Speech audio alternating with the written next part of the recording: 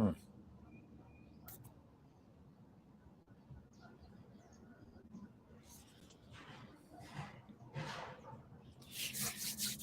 All right. I think we're live somewhere. Good morning, everyone. It's the 6th of January. Let's see, Friday, Costa Rica. Here working on Reverse TV series with a really great, amazing group of people that are in a space to teach us all about carnivore and why it's so important to improving your health and wellness every single day. And these concepts and ideas are so foreign to us in general because our traditional habits and diets have been fruit, fiber, vegetables, seeds, nuts, lean meat, no fatty meat, and don't touch the fat. And being fat is bad, but in fact, being fat is not the cause of disease. The cause of disease is simply a plant-based low animal fat diet. Shaw, good morning. Marcy, good morning. How are you doing? Obi-Wan, how you doing? Good morning. Kiltz is here at a different time zone. I'm in Costa Rica. Let's see, and just amazing meeting people. Let's see. I met Dr. Ken Berry yesterday. Dr. Anthony Chafee. Let's see. Emily and Bella, and oh my God, so many great people. Kelly Hogan. Oh, let's see. Coach Bronson is here. So just amazing people. Good morning, Mauricio. Good morning. MI or ML Journey. Good morning. How are you doing? Sultan Smoker. Good morning. Kim, my friend Kim Locklear from let's see, Guthrie, Oklahoma. Good morning. God bless you, my friends. Beautiful day. Buenvenidos. Carolina Libros, how are you doing? Hockey Mom Avalon. Good morning from Philly. I'm soaking up a little sun this morning. I'm sitting out by the pool. I'm at this great hacienda here in Costa Rica. It's really amazing, and so many great, amazing people are meeting. And the Reverse TV series crew is amazing. Esther, good morning. We've been talking about Laszlo also. Dr. Chafee and I have been talking about deuterium, and we're all working to deplete our deuterium. Mushrooms, lion's mane. I don't recommend mushrooms, my friends.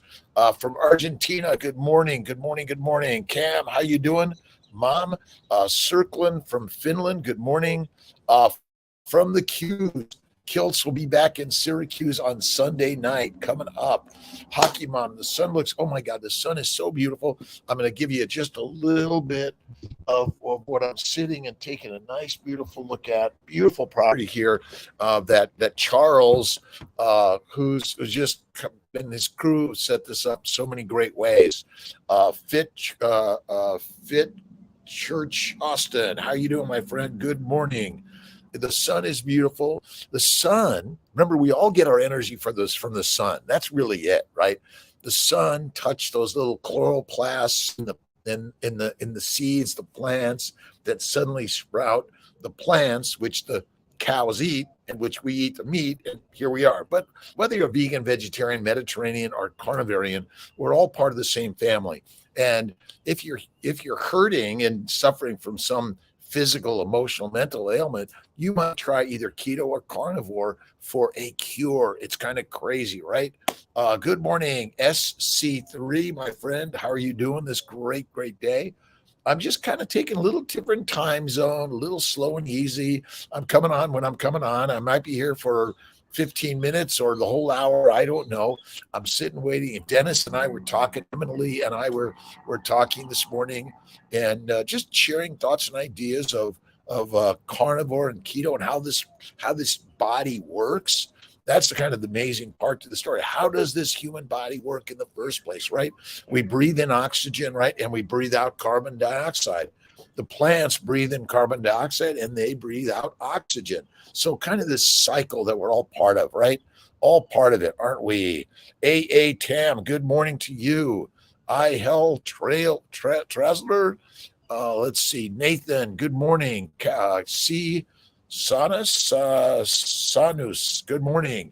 Let's see. Dr. Donald Vega, I met yesterday. Let's see. I'll make sure I get everyone in this journey. There's just so many great, amazing people. And then the guests, which are the students, and we're the teachers. Although my sense is we're always moving between student and teacher, each and every one of us, because I'm learning from what the teachers have to share for sure. Fernandez, Lauren, how are you doing? Let's see. Kelly Hogan is awesome and amazing. She has such amazing presence and energy, and she's a great breaks it down into simplicity. That's the part that I really like. Oh, and Sarah Zaldivar. Oh my God, Sarah's leaving today. She's just been a really great energy teacher, sharing and talking a lot about. I know that Kelly and Sarah were talking about addiction. Let's see, from Portugal, Saunas, San Nonsense, CS. I'll get you that. Low carb, Jess. How you doing, Jess? And Robert Blee. Good morning. God bless you, my friends, all over the globe. We are human beings on this journey to share more love and kindness and generosity to everyone, right? That's what this real mission and journey is about. Again, whether you're a vegan, vegetarian, Mediterranean, or carnivarian, a Ron Hefty, how you doing, Ron? Let's see. Thank you, Rennie, for now. Thank you so much. You're killing it. Pathophysiology and disease. We're killing the diseases. That's what this journey is about. But in some ways, we're all going to die. We're all going to die of something, right? It's this journey back to the earth, right? And then back to the sun again, right? It's all coming around and going around, right? Chris Berry, how are you doing? Kim, good morning to you. Allah Zola, good morning. Buenos dias a todos. Kimberly Crutchfield, how you doing, Kimberly? Let's see. Receive a mail from Laszlo regarding the Toonomics. Okay, awesome. And there's a course coming up, right, Esther?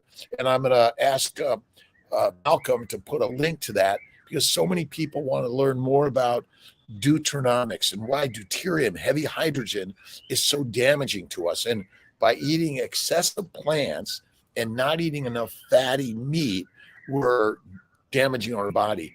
And it's the plants which are the predators, and we are the prey. And Dr. Chafee has done talked so much about this, but check out also Kevin Stock.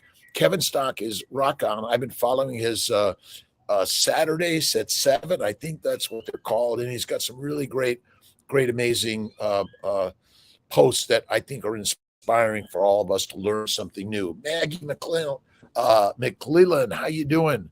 Carnivore Veracruz. Let's see. Are you hearing it?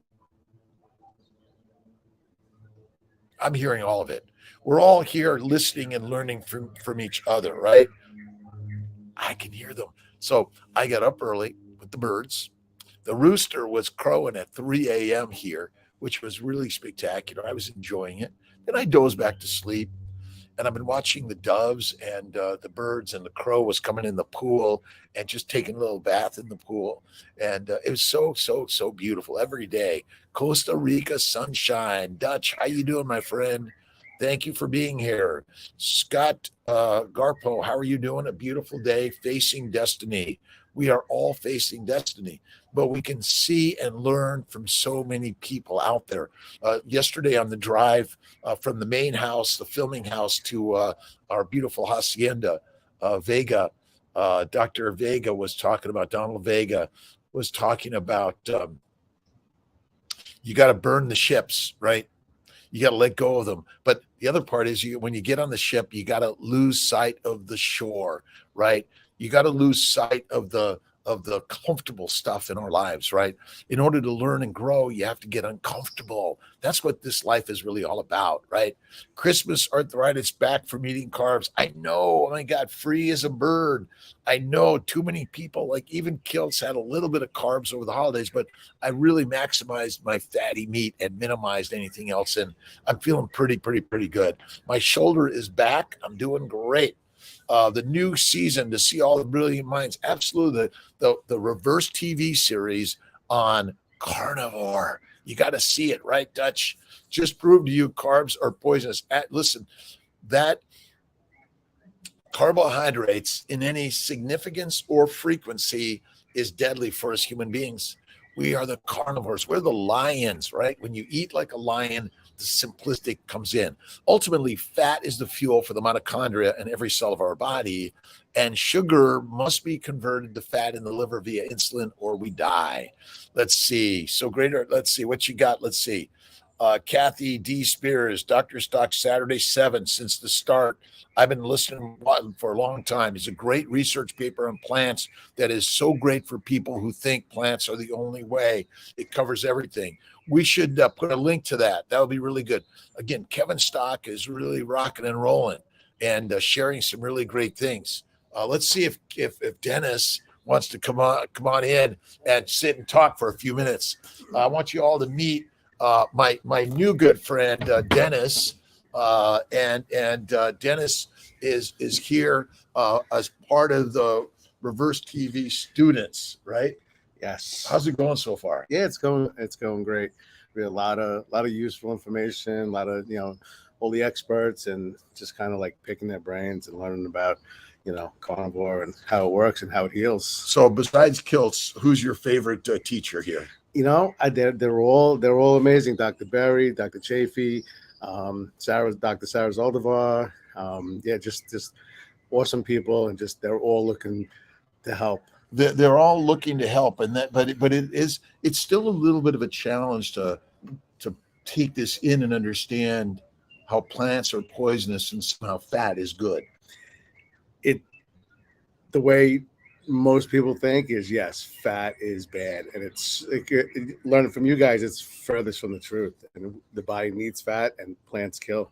And Karen Smiles has a hello to Dennis. And again, I'm learning from Dennis, and let's see, Tim and Susan and Natalie and Marie. Did I get everyone there? I think I have. I always somehow miss someone in the story. Warrior PJ, how you doing? Alaz, let's see. Sadiqas, good morning from Dubai. How's Dubai doing? Right. All right, Dutch. Let's see. I had a few carbs as well. Let's see. Pomus, Duchess, were delicious. Oh, haha, glad to be back. 100% carnivore. Listen, again, all of us from time to time get off the track, don't we?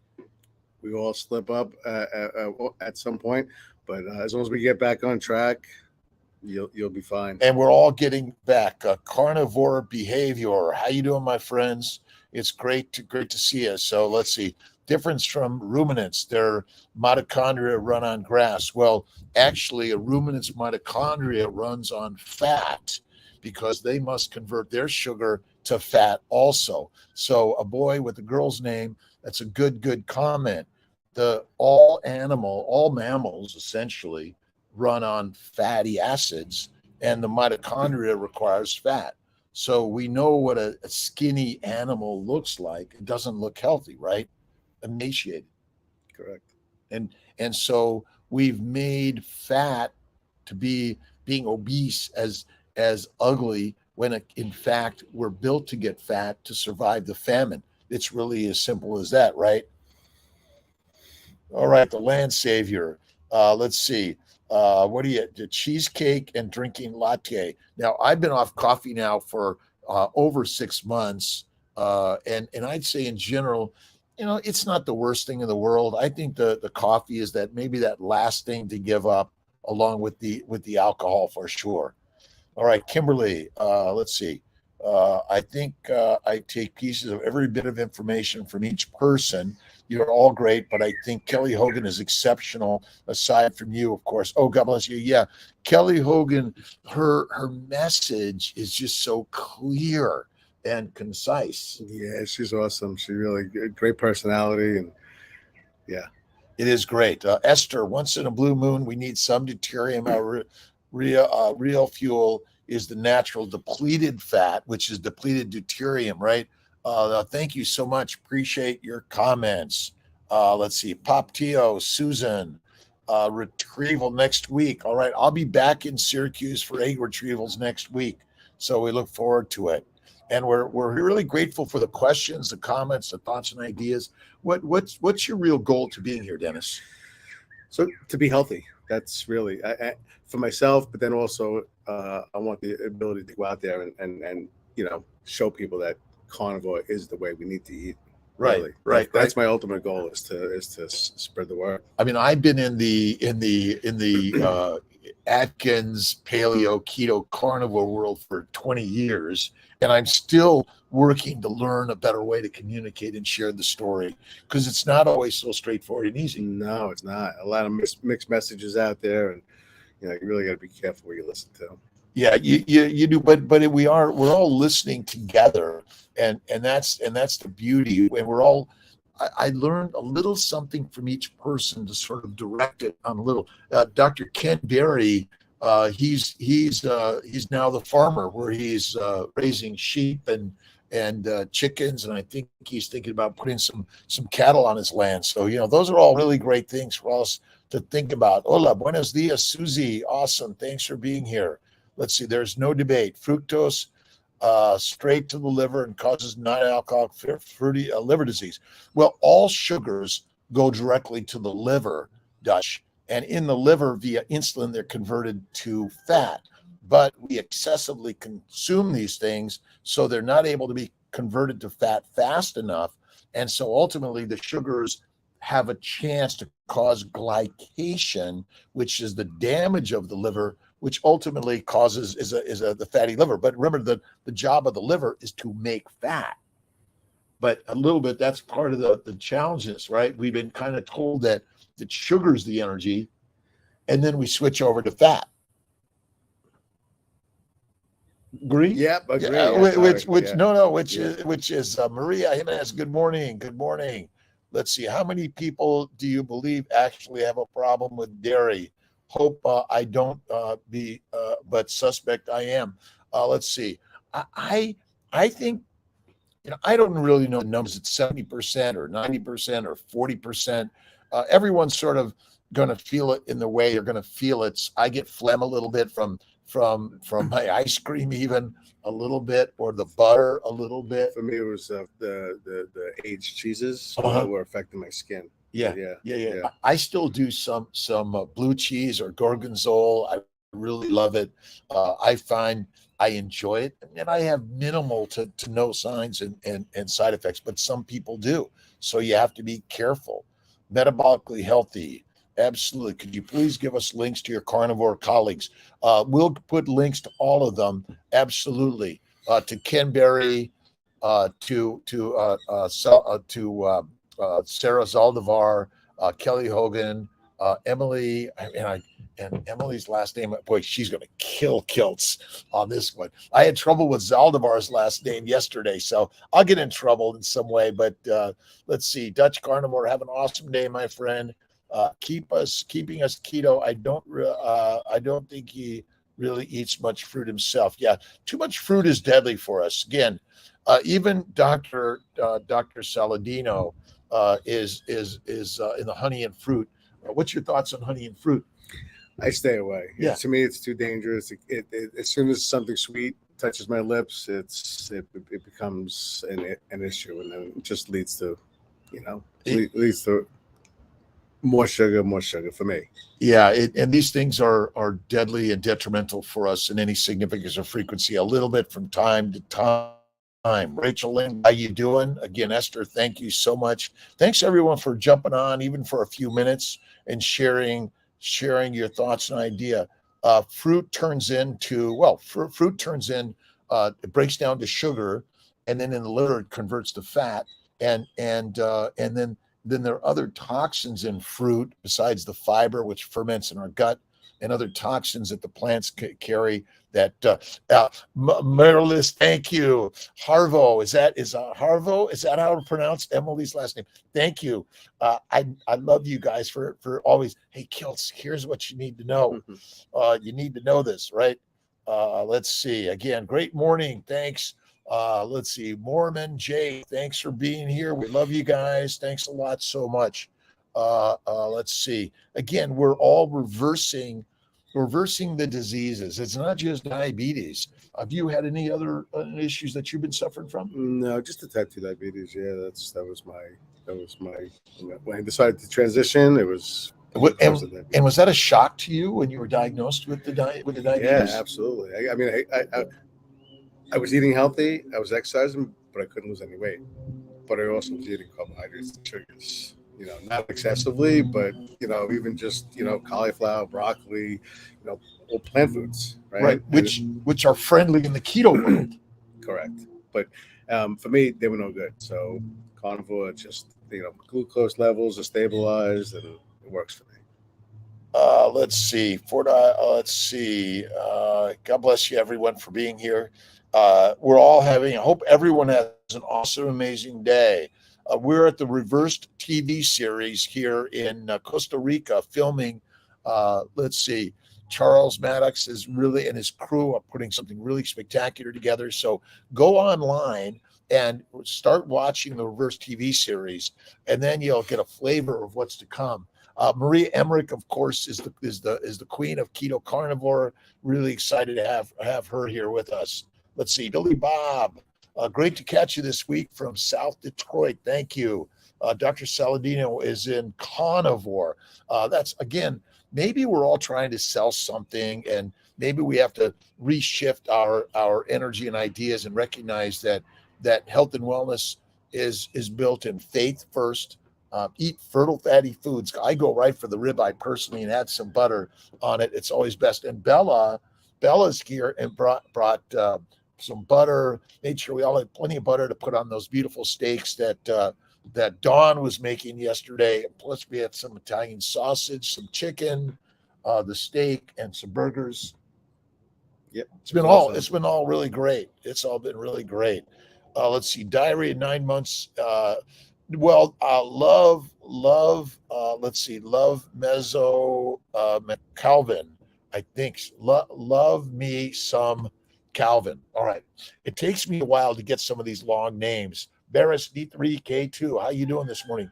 But ultimately, I think the diarrhea is secondary to damage to the glycobiome, the glycocalyx, the sugar layer that protects our bowels. And when the sugar is damaged, which is like the trees that protect the soil and the grass protects the soil.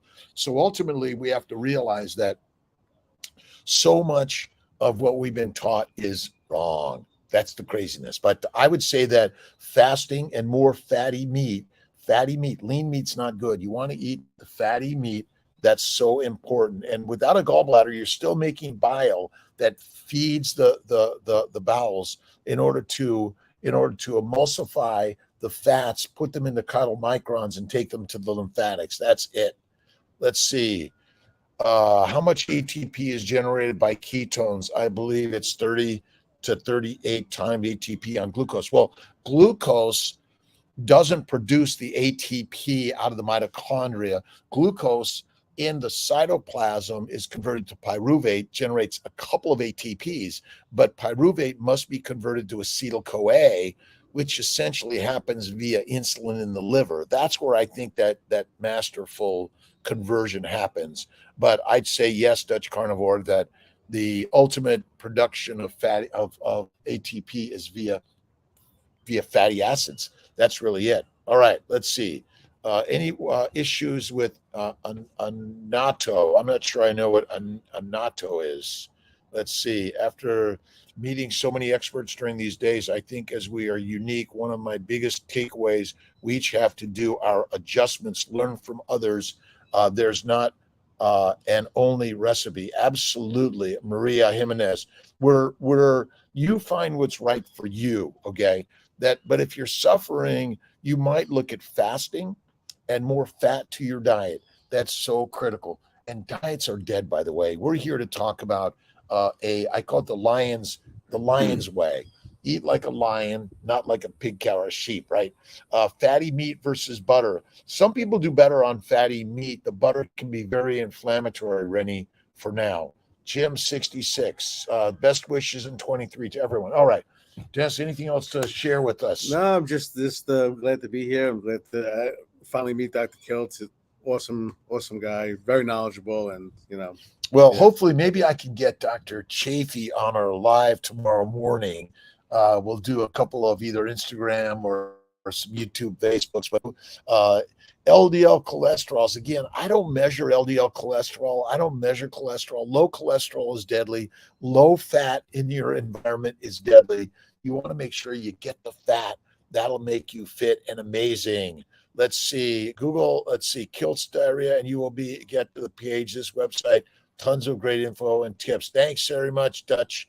Again, look at Dr. Kiltz. We're going to have all these links here. And the diarrhea, when you go carnivore and you go more fasting, you'll heal that for sure. For sure. Reversed my heart disease with carnivore, LED, 100%, again, without probably the surgical intervention. That's it. More info on ages and the other proteins, I can't remember it, caused by cooking. Yeah, but the ages and rages, the advanced glycation end products and the receptors are damaged. But basically, sugar is a real damaging component. Poison. It's poison. Again, a little bit from time to time, but a lot is not good. And check out drkiltz.com.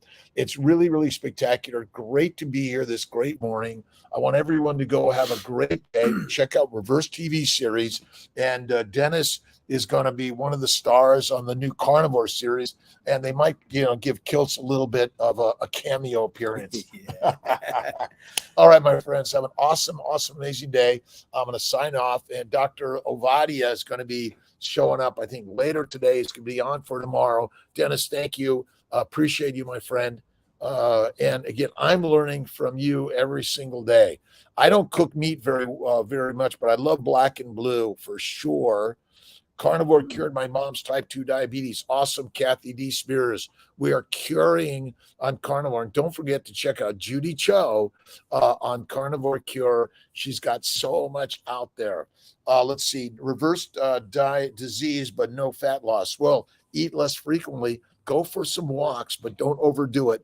Overdoing it damages the Ferrari. And remember, we are Ferraris. We are not pigs, cows, or sheep, or Yugos, right? 40 had 40s. Keep it up, Dennis. Awesome. Kathy, water fast. Do you mean not drinking water? We drink too much water. Drink less water. That's really important for all of us, by the way. I think that's really critical. Thank you, Mark Kovich. Susan, how are you doing? Carnivore from Canada. Oh, we got Susan and Tim here from Saskatchewan. Maybe I'll get them also on a live for sure. Organ and pastured meats or butter. Capsules. It's not necessary. We were talking about that yesterday in a Q&A session with Dr. Barry Chafee. Let's see. Bella was there. Emily Kelly was there, and Sarah was there, and they threw in Kiltz too. But yeah, you don't need the liver. I think the liver meats are really great, and I love them. Watching Carnivore guest, and they brought to my attention to a additive and heavy cream called. Listen, you got to watch the cream, raw, natural, fresh cream with no additives. You got to be really careful. They're throwing in those additives, and we don't need them. And Richie, how you doing? Have a great weekend. I'm going to be here through Sunday, traveling home Sunday, Syracuse on Monday. And Richie, we all need to be praying every single and amazing day. All right. Catholic Carnivore, how are you doing? Albright Bella. Let's see. Can I get Dr. Chafee to just come on live for a minute? Maybe. Well, you choose it, man. Let's see, I'm gonna have to compete with that. Yeah, maybe we really have a special guest for everyone, and we're going to share it. Dr. Anthony Chafee. Dr. Chafee, how you doing today? Very well. How are you? Very good. We're on our Instagram and our YouTube, Facebook Live, and just sharing a few. It's 5 a.m. somewhere, isn't it? But Dr. Barry was saying, Kiltz, you're on too early. No one wants to be up that early. They catch you in Australia? Yeah, you do. Well, that's the beauty in Australia. Let's see, it's 5 a.m., but it's about 5 p.m. or depending on daylight savings, it's either where I'm at, it's either 5 p.m. or 6 p.m. Well, and so, but again, wherever you're at in this world, we're all sharing the same idea. We want to be healthier. Yeah, that's Right. it. And how did you find this crazy world of carnivore? I know you've been doing it for about 20 years. You Yeah. learned it as a student. Yeah. Well, it was really just because when I was studying in college, you just learned how toxic plants were. Yeah. And that they use these defense chemicals to stop animals from eating them. And so, unless you're specifically evolved and adapted to eat a specific plant, you don't have the biomechanics to break down and detoxify these things completely safely. We have some of that ability, Right. but we don't have complete ability to do that. And in fact, most plants, we don't have really any ability to do that. And so when you were in college, you had a professor that says he doesn't eat lettuce or plants or vegetables, Yeah, and his yeah. children don't Yeah. eat those things either. Yeah, so there was my cancer biology professor at UW in Seattle, and he was saying that it was just basically going over how toxic plants were and how carcinogenic they were, because this is cancer biology, so we were looking at carcinogens. And so we just went through how like dozens or even over 100 carcinogens all the normal plants that we eat that you get at the grocery store have. And we were all very, very taken aback by that. I remember in the back of my head thinking, but vegetables are still good for you. Yeah, though, right. Because it's what you're told since you're born, basically. At least I was. And he just looked at us and he said, I don't eat salad. I don't eat vegetables. I don't let my kids eat vegetables. Plants are trying to kill you. Wow. And so I said, Right. well, forget plants. And so I just stopped eating plants entirely. But when you go to the grocery store, you find that absolutely everything is made with plants. It's either completely plant or made with plants. Right. And so I was just walking around in an absolute fugue, just not understanding what I could eat. And I was just trying to find something, and I just came across some eggs. So I said, okay, eggs don't come from a plant. I'll eat some eggs. And I came across the meat aisle, grabbed some meat, like, okay, this doesn't come from plants. And that was my entire decision-making process, was I don't want to eat plants, and I'm not going to put plants in my body. And so I just defaulted into just eating meat, and I never felt better. So you're an athlete, and can you live as an athlete just on meat and eliminate plants and sugars? Yeah, I'm better than ever. I was playing as top level rugby in North America at the time. So we played in like the Super League in America and Premiership in BC. And so so before things went to like the MLR, which is like the professional leagues now, that was the top in America. So I was 20 years old. I was playing Premiership level, Super League level, and I was an All-American rugby player. And as soon as I dropped all plants, my athletic performance just took off to all new heights. And so I was already able to compete at that level, but now I was just absolutely dominating, and there really wasn't anyone who could outperform me physically. So these drinks with sugar in them that are likely on the sidelines of many sports events, which make you feel good in the moment, but they probably don't add to your performance. Not mine anyway. And I lucky enough, when I was playing, we really just focused on water. Maybe some people would bring some Gatorade or something like that, but as a team, we didn't provide that. I played on teams that have provided those sorts of things, but I've never sort of partaken. And really, no other animal performs at that level for any significant amount of time when you think about it, right? Yeah. I mean, as a gladiator and doing these sports, we're doing something above and beyond what our bodies are really meant to do of any significance time-wise. It can be, yeah, and especially with these big, long physical games. I mean, it is a war. It's a battle that I mean, it's not exactly the same as actual war, but it's fierce combat, and you're pitting yourself against these other people, and you're trying to physically dominate each other, and you have to just go and go and go. So I think of it as sort of like endurance sprinting. You're always at a dead sprint, but you have to keep sprinting for an hour and a half, and you have to, at the end of that sprint, you have to smash your body into someone else and try to crush them to the ground and not let them do that to you. Is exercise, do you think, necessary for health and wellness? And maybe you could just talk a little bit about what type of exercises you think are, and maybe some that maybe not. I do think exercise is very important, at least according to various studies, people who exercise, especially like later in life, they do better cognitively and they maintain their independence longer. There was a study that showed a direct correlation between leg strength and cognition in elderly.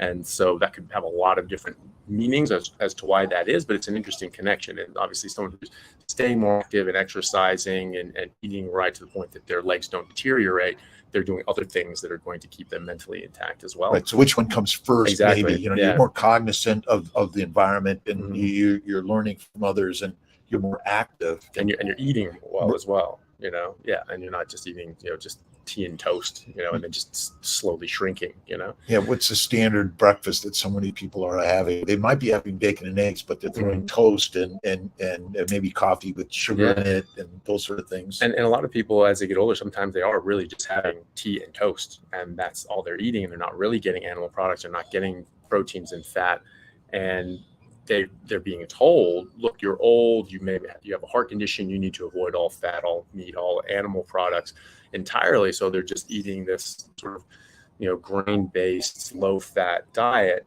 and I think that is going to significantly contribute to their deterioration. As to your question about exercise, I think that I've always felt better when I've pushed myself, and especially like lifted weights. When I play rugby, I'm not really just running marathons. I'm not just running steadily. It's always it's sort of like wind sprints. I'm just like hard intervals, and then I give myself a bit of a chance to catch my breath, and then I'm going again. And I find that I just feel really, really great when I do that. I also feel that lifting weights adds a lot to that. I also think that there are people that completely can overdo it and hurt themselves. Look at Ronnie Coleman. That guy was a monster. Yes. And now he's in a lot of pain. He has a lot of joint pain, back pain. He's not able to move properly. And that's because he overdid it and he damaged his body. And so many people are using steroids, which are counter to our true health and wellness. Yeah, and that's the shame with Ronnie Coleman, because he was getting like sort of like second, third in these Mr. Universe sort of competitions naturally, right? And he's big pro, maybe not the universe, but in these pro competitions, he was able to finish like top 3 without steroids, competing against other people with steroids. So when he said, okay, well, I can't compete unless I do what they're doing, all of a sudden he was just next level, just destroyed these people, because he was already very, very gifted athletically.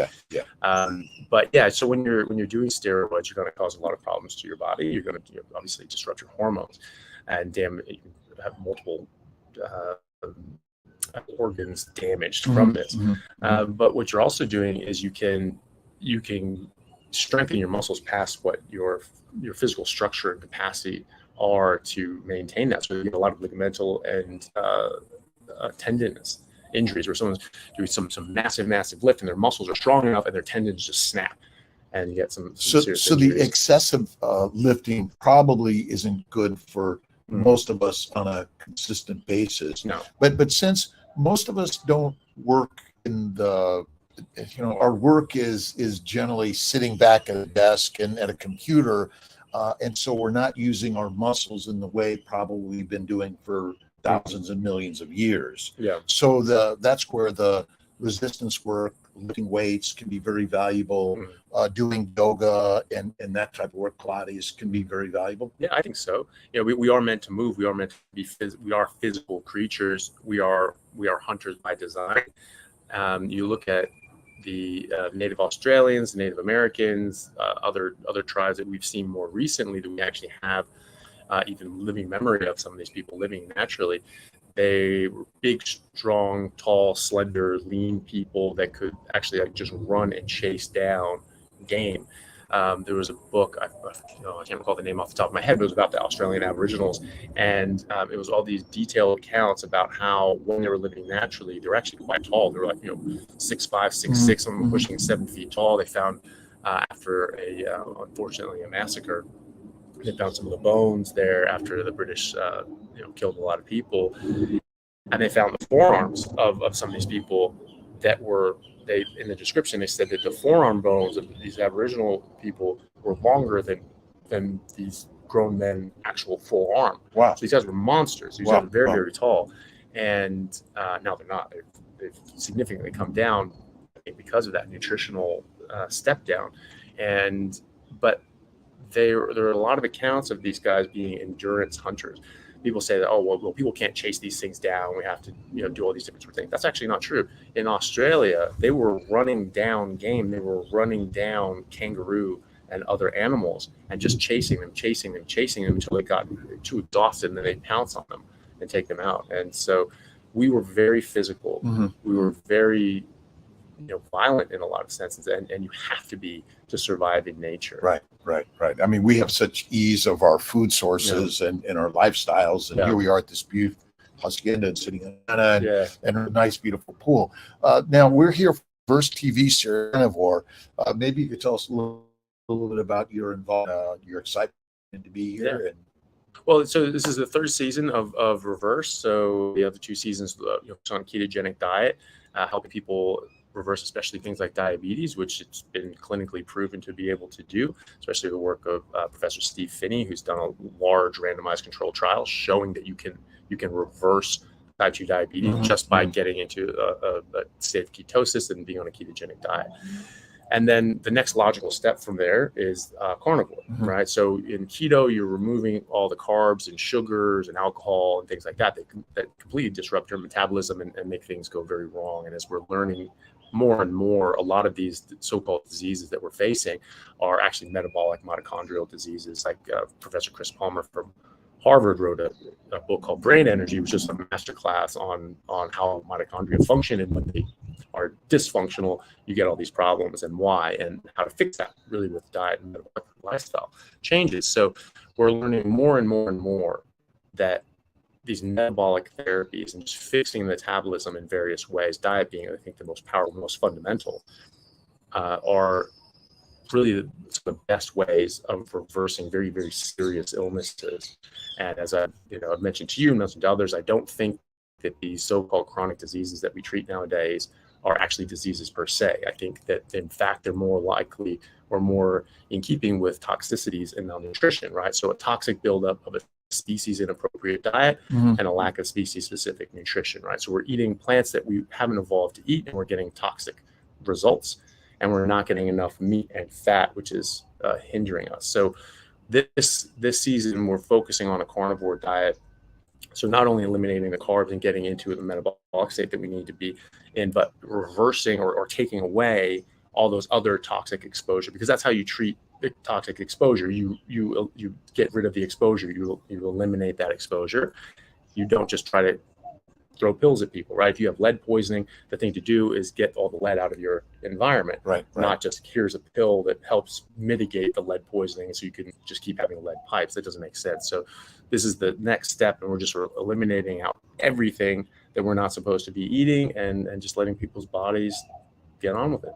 And if you think about it like poison ivy, right? It's so I don't know anyone who's not allergic in some way to poison ivy, but essentially all plants have some antigenic component that damages our bodies. Yeah. And interesting, there's a really great journal, the American, Journal of Plant Poisoning, put out by the United States Department of Agriculture, that talk about the poisonings that happen to livestock. Yeah. And so even the cattle that are grazing on their natural land where they eat grass, some of those grass is damaging and deadly to them. Yeah. And depending on the season or the invasive species.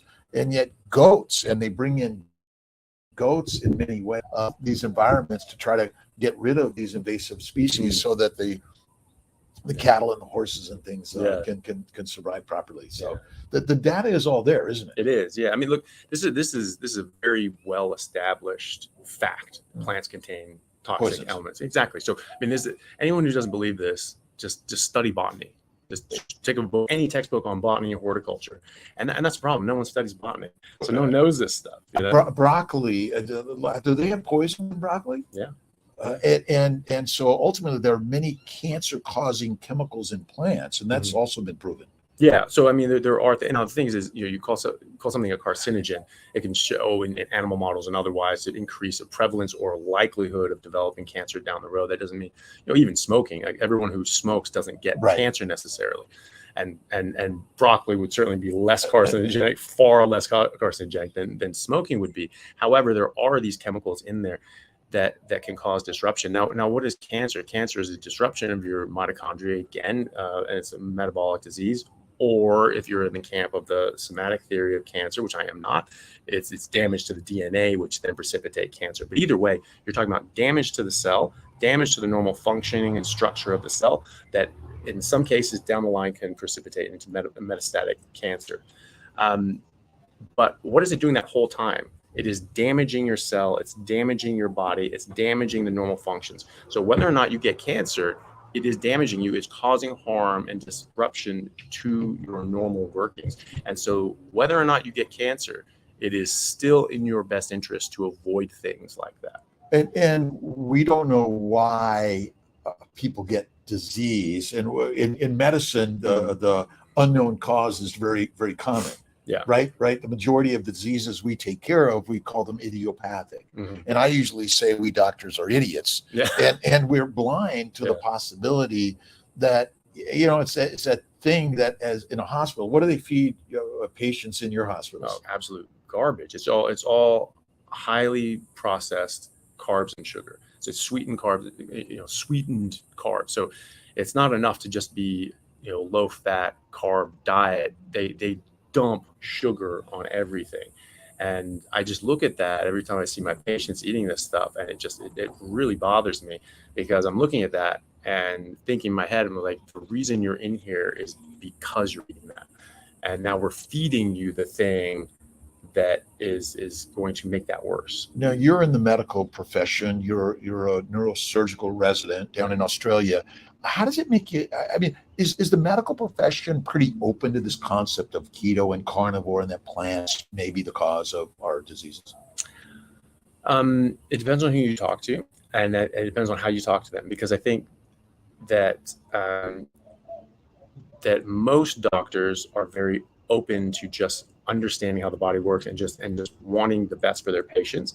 And so if you make a very good argument, a compelling argument, a lot of people will listen to you. And I've found that because I sort of live this way, and I've lived this way for a long time, and I look like I'm in shape and muscular and things like that, that I can say, well, this is what I eat, and this is why I eat it, and this is the this is the biochemistry and pathophysiology of all these sorts of things. People do pay attention. They do listen. Not everybody is interested, but a lot of people see the way I eat, they see the way I live, and they sort of hear things here and there, and then they'll ask me about it. And they say, well, so you only eat meat, and why is that? And all these sorts of things. And we'll get into a conversation. They'll ask questions, and they'll all be, based on these preconceived notions, these things that we've been taught our whole life, that I was taught my whole life, that fat's bad, meat's bad, plants are good. Aren't you getting, missing vitamins? Isn't fiber something you need? And all these sorts of things. And so we have those conversations. And, as long as you, have the answers and they're compelling and you have that backed up by data. And I send people say, like, okay, well, do you have studies on that? I'm like, yes, I do. I keep them on my phone. I have literally hundreds of these studies on my phone.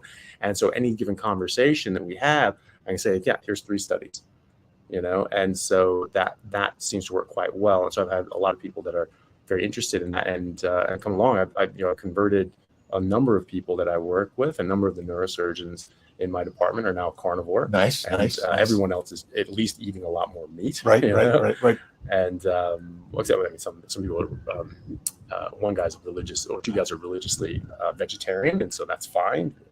But they've actually started eating more eggs. Right. But even as a vegetarian, you can many of them eat butter and eggs. And by adding those things and minimizing those other things and spreading out and maybe doing a little more fasting, we can significantly begin to heal the body. Yeah, absolutely. Yeah. And so that's what I suggest to them as well. It's just like, hey, if you're happy with eggs and butter, just have a lot of eggs and butter. Yeah. Have all the rest of it. Don't have the things you don't want. But that's something that you can do. And then, of course, it's up to them if they care to do that. Well, really appreciate you being here today. And we're connecting with many more people working to be healthier every single day. And Dr. Chaffee came all the way from Australia. And so we're really grateful to have you, and really grateful to be here. And I'm sure we'll do some more over the next few days. So thank you, everyone, for being here. Dr. Chaffee, God bless you, and thank you for being here. You too, appreciate you. Good all right. Take care, everyone. All right. Bye, everyone. I'll see you tomorrow morning sometime. Maybe not 5, but be patient with Kiltz. God bless you. That was great. There we go. Awesome.